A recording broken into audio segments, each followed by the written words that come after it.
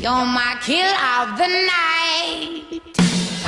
If a bite of a vampire is what it takes to turn into one, then watching this video is what it takes to become a book reader.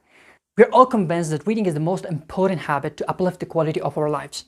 But the problem is that we're kind of struggling into making a great habit of it, a regular habit of it. And here's the story of how I did it and how it went on for me. Now, it was going on something like this. I would meet a friend, or I would watch a great video on YouTube. I would be hyped about it, and then I was like, I'm going to read after this. I'm going to miss anything but not reading. That very day I would read. The day after tomorrow I would read. But as the 3 days had passed, then the habit went away and it would crash.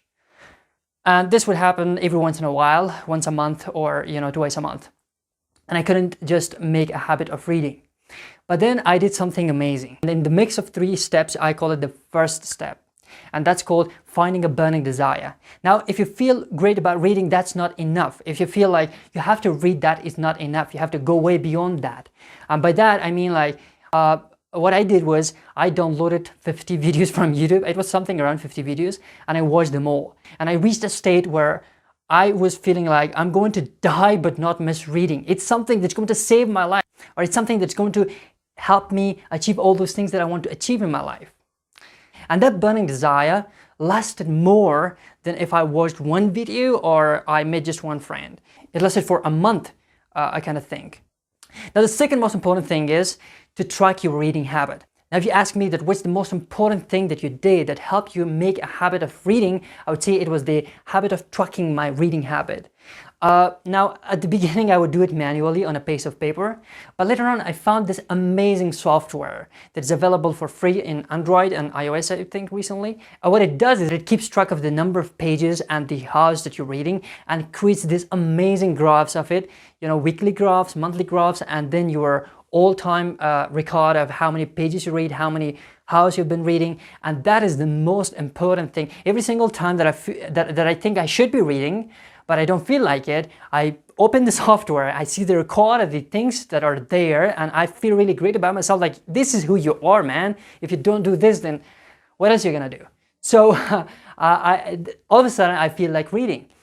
This is something that I believe is going to help you as well to gamify the habit of reading, to make it more interesting and not just that boring thing. You gotta sit there, pick a book, and kind of like that boring guy who's sitting and like going through nonsense ideas. It's not like that. You just want to feel excited about it to do it. If that's not enough, I'm doing something else as well.